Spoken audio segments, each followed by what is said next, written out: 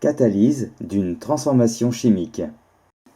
Alors pour mener cette activité, vous aurez besoin du document, d'un stylo et d'un crayon de papier. Tout d'abord, une mise en évidence expérimentale du phénomène de catalyse.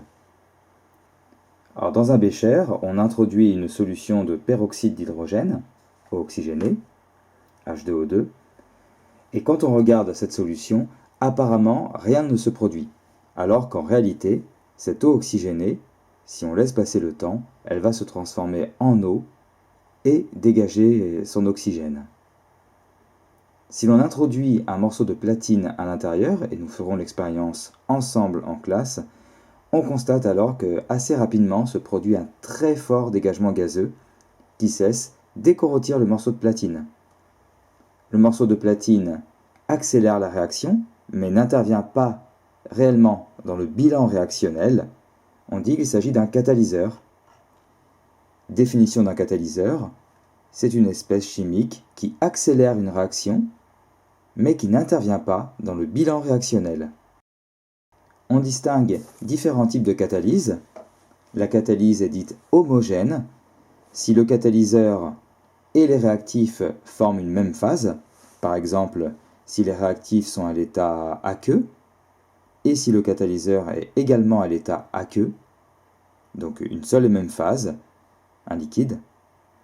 Et on parle de catalyse hétérogène si au contraire le catalyseur forme une phase différente avec les réactifs. Par exemple, le platine que l'on a introduit tout à l'heure dans l'eau oxygénée était sous forme solide et il a été mis dans une substance aqueuse. On a donc deux phases, une phase solide, une phase aqueuse. On va parler de catalyse hétérogène. Notion de sélectivité d'un catalyseur. Lorsqu'on a un système réactionnel dans lequel plusieurs réactions peuvent avoir lieu en même temps, donc on peut imaginer plusieurs équations qui vont venir modéliser chacune de ces transformations, on peut utiliser un catalyseur qui va venir accélérer juste une réaction parmi toutes celles-ci. Un exemple assez commun est celui de la catalyse enzymatique qui peut intervenir dans le corps humain par exemple. Une enzyme, c'est une protéine qui permet de réaliser à des températures et des pressions assez basses des réactions très rapidement et très sélectivement. Et généralement, une enzyme ne vient catalyser qu'une seule réaction du vivant, qu'une seule réaction biochimique. Voilà, cette vidéo est terminée, j'espère que vous avez apprécié son contenu.